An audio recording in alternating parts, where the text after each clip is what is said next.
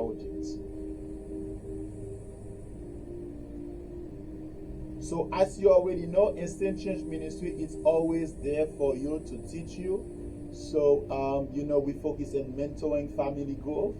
So we are here. Any problem that you have, you need someone to talk to, so you can reach out of us, and that way we can help you out. So let's go ahead and get in. So let's talk about the origin of the nation of Israel. And let's talk about the origin. Let's see how they are coming together. Let's see. The origin with Abram.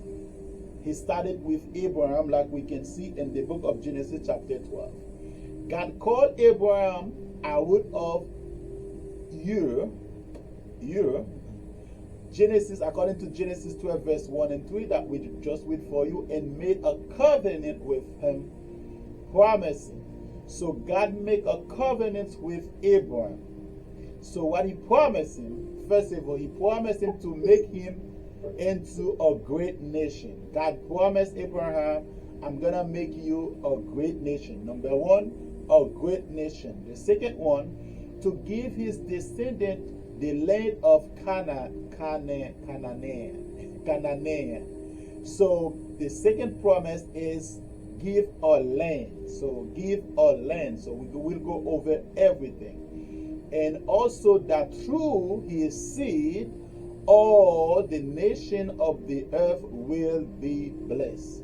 So today, I hope you understand, we are talking now about the Jewish people, where the salvation, where the gospel started.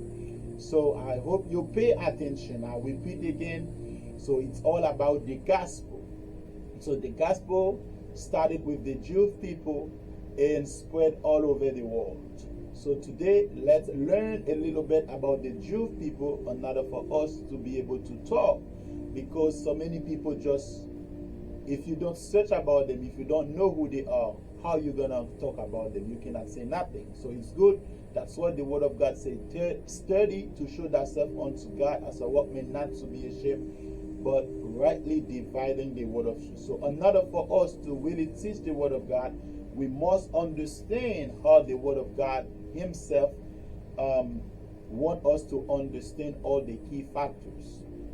So we see the origin, three promises: to make him into a great nation, to give his descendant the land of Canaan, and that through his seed all the nation of the earth will be blessed. Today, Pastor Altema be blessed. Without that blessing, I won't be able to have an office of pastor. I won't be that. I won't be able to call minister. I won't be able to call the Son of God. Because grace, because of the that blessing, I'm able. So thank God for that. So all of you guys who claim to be a son of God, or a Christian, so you must pay attention and learn that. So know how the gospel started. So now, so the land of promise. Let's talk about the land of promise now. The land of promise, Isaac and Jacob, right? So the promise continued through Isaac, not Ismael. So the promise always go through one line, one. So it's very important to see how God keep, even though God say all the nation will bless, but God divine the children of Israel in order to keep his line straight. So it's very important to see, like, you might have 10 children, but there's one of the children is special for God. So now people will say, why God have preference? Why God have done that? God has a reason. He's God. He knows what he's doing. He knows what he did. He knows why he did it the way he did it. So it's very important to pay attention. So I love this teaching and I enjoy it. So the promise continued through Isaac, not Ismael, because you remember, and it was hard for Abraham to have children, and they decided to do their own thing. So sometimes when the situation become harder for us, we do what we want. But regardless, we do what we want to, in order for us to survive, another for us to satisfy our desire. But that not forbid God to do what He wants to do in our family. God's plan will still accomplish, you know. So now, and the story, you can read that in Genesis 17, 19, 21. He explained the promise continue to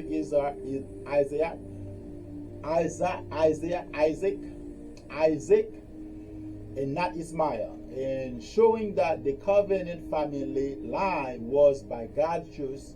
So God chose Isaac, not Ismail.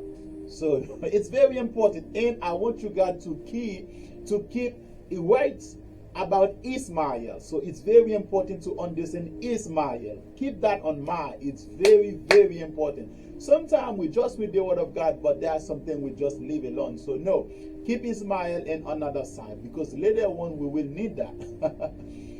So Isaac's son, which is Jacob, whose name God changed to Israel. So God changed his name. You already know there's a lot of things to talk about. So I'm just going to give you an overview so you can have, if you have question, I can debate it to you, I can explain to you. But I'm just going to help you understand the origin of the Jewish people. So now, whose name God changed to Israel. So Israel is Jacob. So you know there's a Jacob, Esau. There is Jacob and Esau, two brothers. So I don't want to give too much information. I have to keep rooms. I have to leave room so you can ask me questions. Became the father of the 12 tribes of Israel. So through Jacob, not Esau. So Jacob become Israel, and Israel become 12 tribes of Israel. So his descendants are the Israelites, the people who later came to be called Jews. So this is a good thing. So now everybody understand the line of promise. So when you talk about the line of promise, how he started and how it's gonna spread, we see Isaac and Jacob. But they have two competitors at the same time, Ismail and Esau. So two competitors. It's very important. And all of them, they're older than those people, older. So thanks God, I'm not the oldest one in my family. I'm the third one. So which is, you know, I feel like, okay, that's a good analogy though, to understand, like, oh, maybe I'm the one that God chose in the family, because I'm not the first one. No, I'm not the first one. I'm not the second. I'm the third one. So, oh my goodness, it's amazing. So now we see the line of promise. Now let's talk about the covenant. The covenant, nation of Israel. So it's very important to cover all this. So God delivered Jacob, descendant from slavery in Egypt, and under Moses' leadership.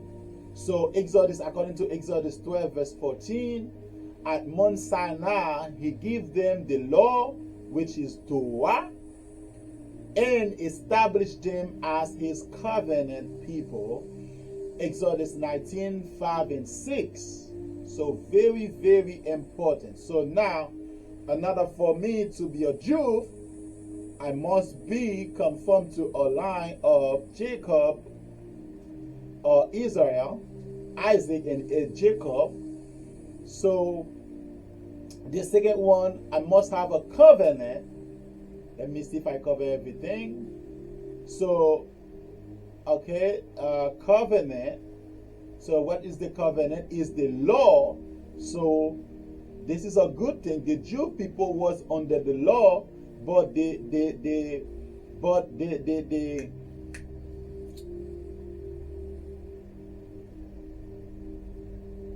Gentile wasn't under the law. So it's very important. Today I'm talking about the Jew.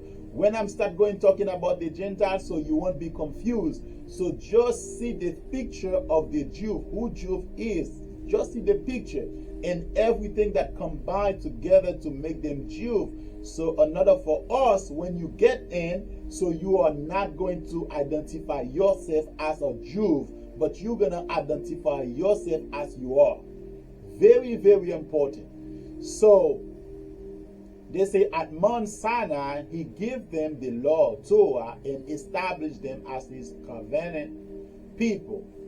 So they were called to be a kingdom of priests and holy nation.